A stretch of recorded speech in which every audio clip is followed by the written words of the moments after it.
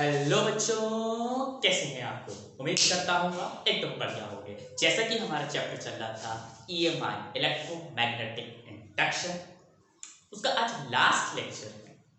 बहुत छोटा लेक्चर है, ज़्यादा कठिन भी नहीं है, बट इम्पॉर्टेंट है बोर्ड के पॉइंट ऑफ व्यू से। देखिए, और नेक्स्ट चैप्टर की न्यू भी इधर से लिखी जाए। नेक्स्ट चैप्टर आपका AC है, AC करंट है। आज हम AC जनरेटर की बात करेंगे। AC जनरेटर कैसे था, कैसे उसकी वर्किंग हुई, कैसे कंस्ट्रक्शन हुआ, और कुछ एक इंटरेस्टिंग स्टोरी सुनी। ठीक है, सबसे पहली बात देखिए, AC जनरेटर क्या था। It is a device which convert mechanical energy को इलेक्ट्रिकल एनर्जी में बदलता था।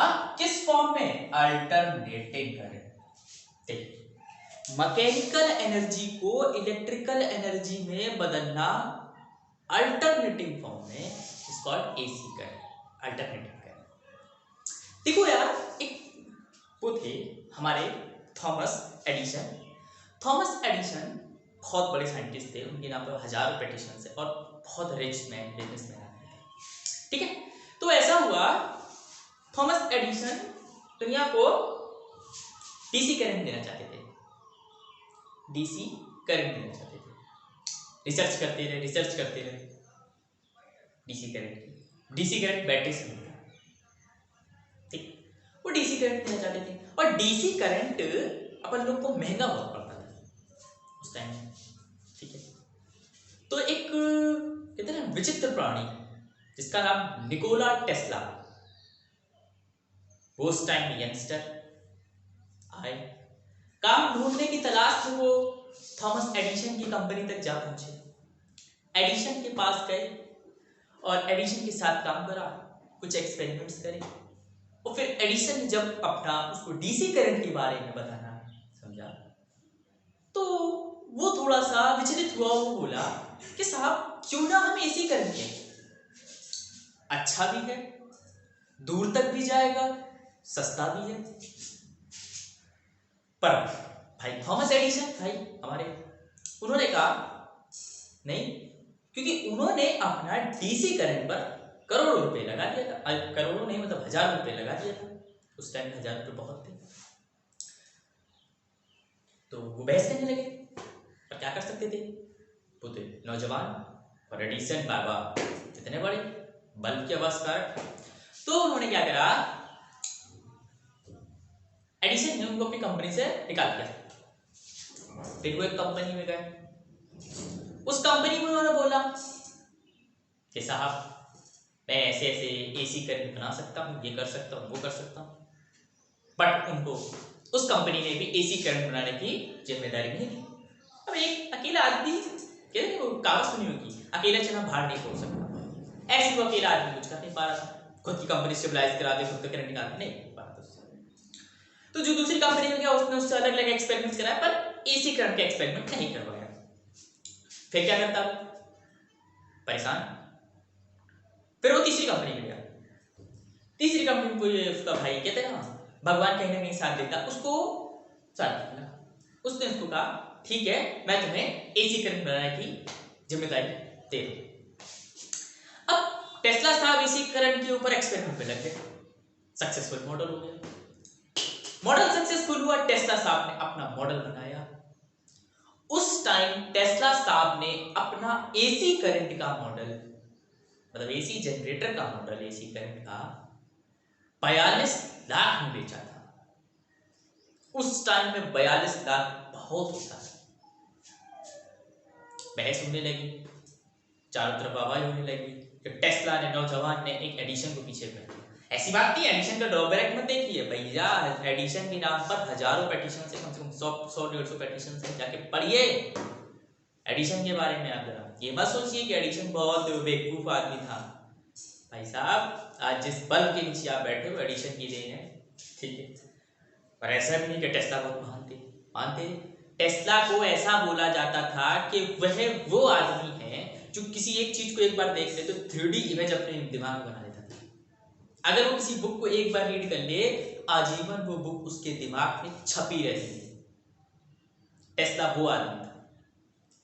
टेस्ला किसी भी मॉडल को अगर एक बार देख ले तो वो मॉडल को भूल नहीं सकता, तो वो वैसा आदमी था। टेस्ला बहुत ईमानदार था, निकोला टेस्ला। देखिए टेस्ला ने किस किस फैक्टर पे कैसे कैसे हमको एसी जनरेटर से फिर एसी करंट तक ले। देखिए अल्टरनेटिंग करंट होता क्या है, पहले तो ये समझो। A current which change its direction, जो करंट अपनी डायरेक्शन चेंज कर रहा है। सही बात है, कभी पॉजिटिव जा रहा, कभी निगेटिव जा रहा, कभी पॉजिटिव जा रहा, कभी निगेटिव जा रहा, कभी पॉजिटिव जा रहा, कभी निगेटिव जा रहा, ये अल्टरनेटिव करंट होता है। देखो डायरेक्शन चेंज कर, it's compulsory, it's not compulsory may change magnitude also. अगर चेंज करते कोई फर्क नहीं पड़ता, पर जरूरी भी नहीं है कि चेंज ही करे। It's compulsory a current which change its direction, ये कंपल्सरी है, ये कंपल्सरी नहीं है कि वो अपनी मैग्नीट्यूड भी चेंज करे, हो जाए कोई फर्क नहीं पड़ता। समझ में आया? अब प्रिंसिपल क्या था, वो किस प्रिंसिपल पे काम कर रहे थे? उन्होंने ईएमआई के प्रिंसिपल पे ही काम करा, इलेक्ट्रोमैग्नेटिक इंडक्शन, इलेक्ट्रोमैग्नेटिक इंडक्शन पे ही काम करा। अब कैसे काम करा बोले, वेरी सिंपल। देखिए टेस्ला साहब ने दो मैग्नेट ली, मतलब एक नॉर्थ साउथ, नॉर्थ इधर था साउथ इधर था, ये बनाया। ठीक है, ये बीच में उन्होंने कॉपर की कॉइल रखी, जिसको हम लोग आर्मेचर बोलते हैं, आर्मेचर कॉइल बोलते हैं। ये कॉपर की थी, कॉपर की रख लो या कंडक्टिंग रख लो, जिसपे करंट फ्लो हो रहा है, कंडक्टिंग। ठीक है, कॉपर छोड़ो कंडक्टिंग रख लो, कुछ भी। उन्होंने इधर ये एक्सेस लगाया और यहां से एक ये S1 था स्लिप रिंग, ये B1 ब्रश लगाया और ये S2 था, ये B2 ब्रश लगाया।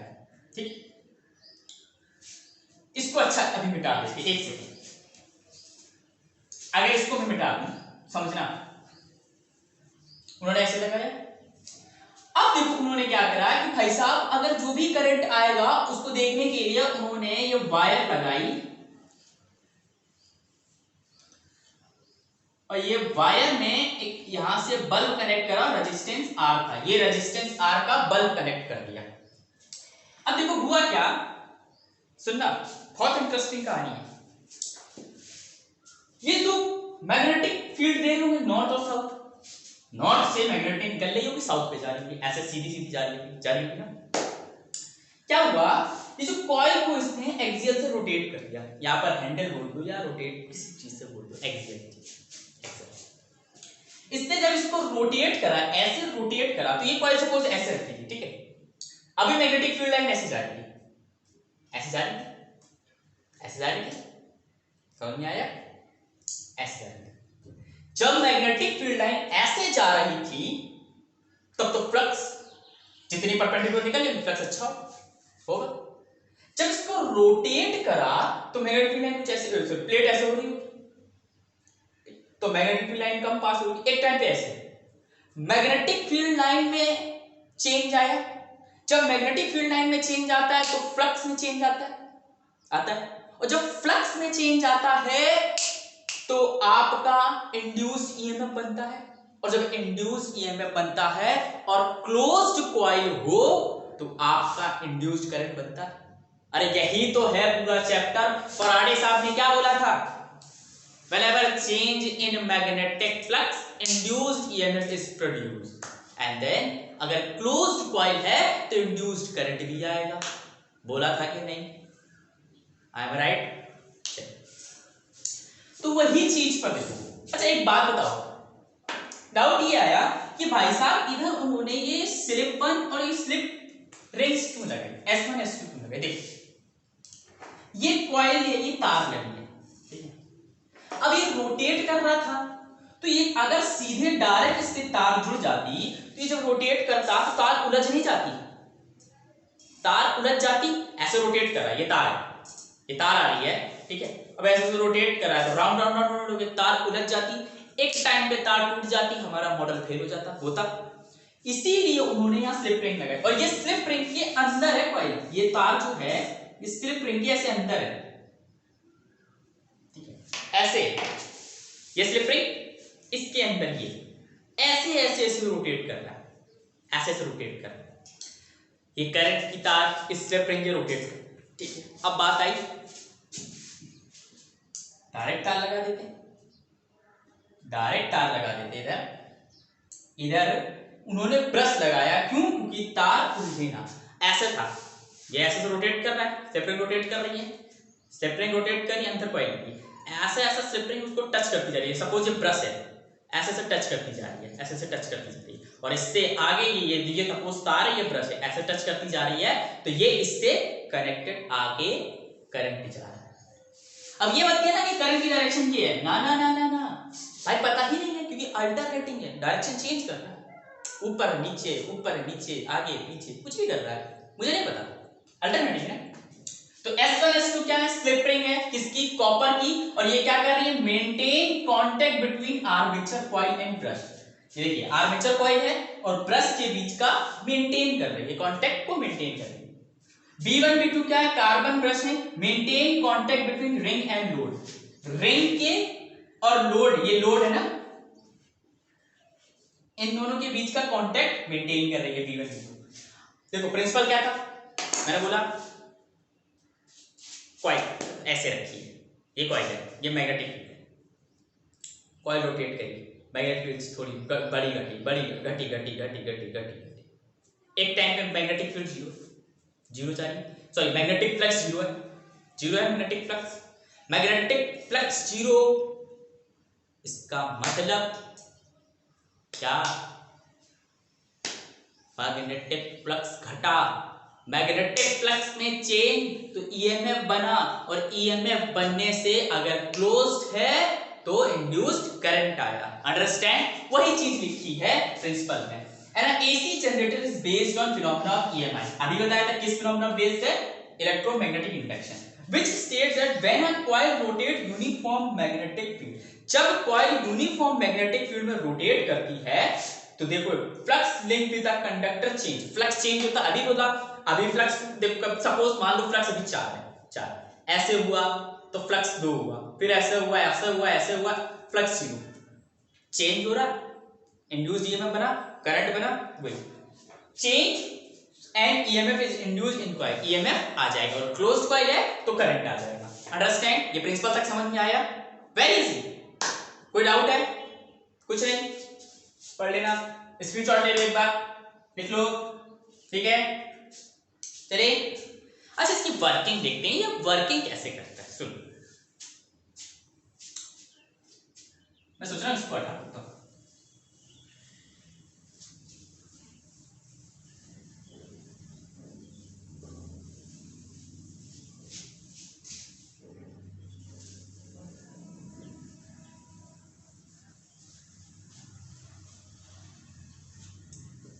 बहुत डिफिकल्ट रहा है ढंग से, या मैं डार्क ज्यादा लिख दे रहा हूं।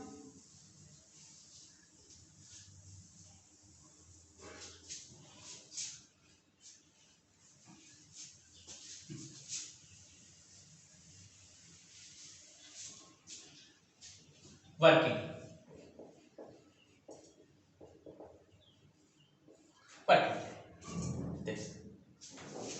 हमने बोला कि t इक्वल टू 0 पर देखते हैं, t इक्वल टू 0 पर हमने अकॉर्डिंग टू एनसीईआरटी चलते हैं, कॉइल ऐसे रखी है मैग्नेटिक फील्ड के परपेंडिकुलर, किसके? मैग्नेटिक फील्ड के परपेंडिकुलर रखी है, ठीक है। कॉइल मैग्नेटिक फील्ड के परपेंडिकुलर ऐसे रखी है, ऐसे परपेंडिकुलर खड़ी है, ठीक है, ठीक है। t इक्वल टू 0 पर हमने बोला plane of coil is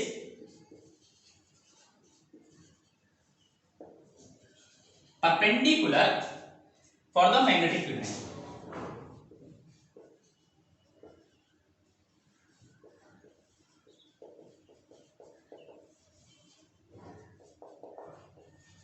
magnetic field line के परपेंडिकुलर है, ठीक है, परपेंडिकुलर है।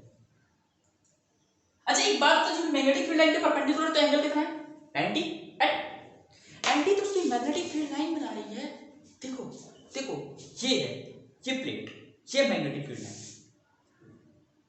Magnetic field line, area vector तो ऐसे ही होगा, एरिया वेक्टर तो ऐसे ही होगा, एरिया वेक्टर ऐसे ही होगा, ठीक है, एरिया वेक्टर इधर को होगा, ये magnetic field line, magnetic field line और एरिया वेक्टर में कितने एंगल बन रहा है?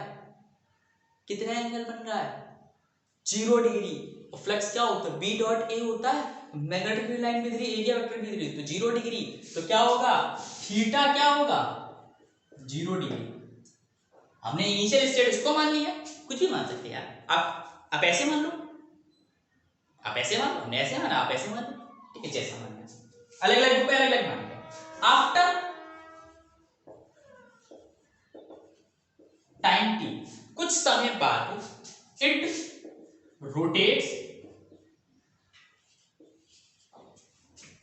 Rotates through angle theta.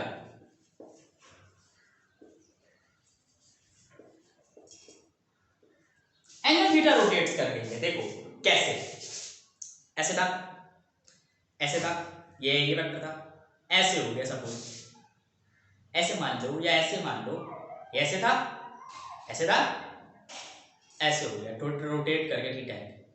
तो जब ये रोटेट करा, मैग्नेटिक फील्ड लाइन तो अब भी परपेंडिकुलर ऐसी जा रही है। जब ये रोटेट करा तो एरिया वेक्टर भी रोटेट करा। अब एंगल कितना है एरिया वेक्टर के बीच में, theta, theta not a 0 degree. अब एंगल कितना है एरिया वेक्टर और मैग्नेटिक फील्ड के बीच में, थीटा। कितना है थीटा, कितना, थीटा। तो हमने बोला लेट अस से कि कॉइल रोटेट्स,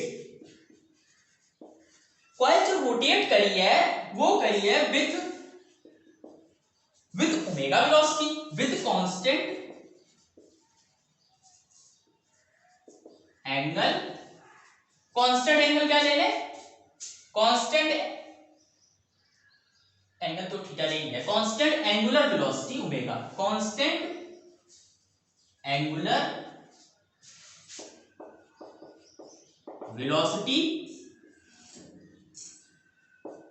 ओमेगा, ओमेगा से रोटेट कर रही है कॉइल, कांस्टेंट वेलोसिटी ओमेगा से रोटेट कर रही है। तो एक बात बताओ, ओमेगा क्या हो जाएगा, theta by T, distance upon time होता है, तो डिस्टेंस क्या था, थीटा एंगल तो रोटेट करा, डिस्टेंस अपॉन टाइम, ओमेगा ही हो गया। तो थीटा क्या हो गया, तो थीटा क्या हो गया, omega into T.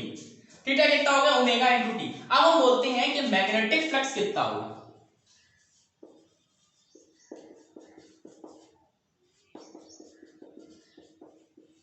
Magnetic flux linked with a coil कितना होता है, फ्लक्स कितना होता है, phi B, B dot A होता है, तो B A cos omega t, यही होगा, B A cos omega T.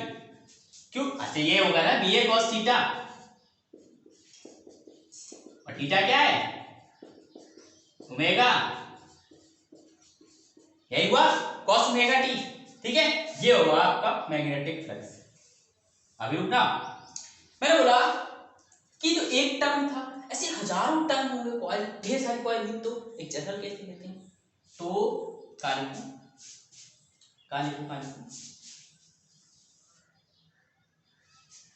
एक टर्म पे इतना हो रहा है, ढेर सारे टर्म में तो क्या होगा, if there are n turns, अगर n टर्म्स हुए then total flux linked with a coil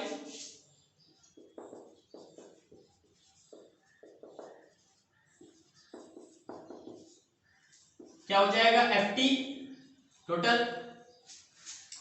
ये एक का था, n का मल्टीप्लाई करा दो तो n B A cos omega t, N B A cos omega t, ये होगा टोटल फ्लक्स, ठीक है। फ्लक्स ऐसे आएगा, समझ में आया, चलिए जब ये फ्लक्स आया, अब देखो इतना नोट करो, फ्लक्स तक तो आ गया, जब टी 0 था तो एंगल भी 0 था, after some time theta angle rotate करा ओमेगा वेलोसिटी से, तो थीटा कितना हो गया, ओमेगा इनटू टी, क्योंकि क्या होता है ओमेगा वेलोसिटी है, वेलोसिटी क्या होता है, डिस्प्लेसमेंट अपॉन टाइम, कितना डिस्प्लेस करा upon time. Magnetic flux link कितना कॉइल, एक कॉइल का कितना होगा, तो n टर्न्स का कितना हो जाएगा, जब एक टर्न था तो इतना था, n टर्न्स का कितना हो जाएगा, nba cos ओमेगा t, समझ में आया। अब इंड्यूस ईएमएफ निकालते, फिर उससे इंड्यूस करंट निकाल देते हैं, हमारे इंड्यूस करंट ही निकाला था टिकोला टेस्ट में।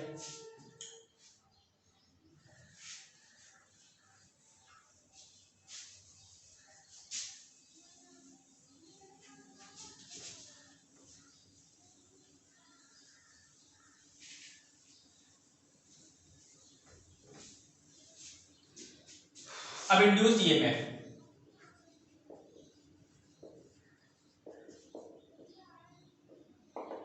इंड्यूस्ड ईएमएफ क्या होता है? E बराबर minus d flux total by dt, यही होता है।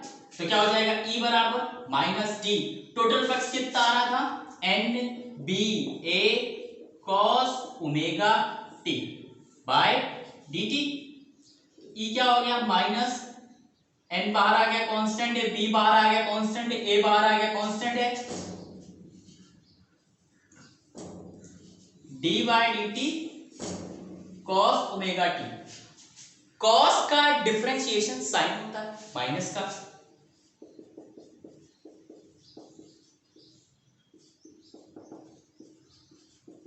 ठीक है। कॉस का हुआ, फिर चेन रूल लगेगा तो इसका भी होगा ओमेगा टी का, तो ओमेगा टी का, ओमेगा तो कांस्टेंट है, डी टी टी का हो जाएगा तो ओमेगा आएगा, ओमेगा यहां चेन रूल लगेगा कॉस साइन ओमेगा टी, और इस डब्ल्यू टी का हो जाएगा डब्ल्यू, क्योंकि टी से टी कट नहीं जाएगा, वन माइनस माइनस प्लस हो गया तो N B A omega sine omega t. ये आया इंड्यूस्ड ईएमएफ। ये कितना आया? इंड्यूस्ड ईएमएफ आया, टोटल इंड्यूस्ड ईएमएफ, ठीक है। अब इंड्यूस्ड करंट क्या होता है?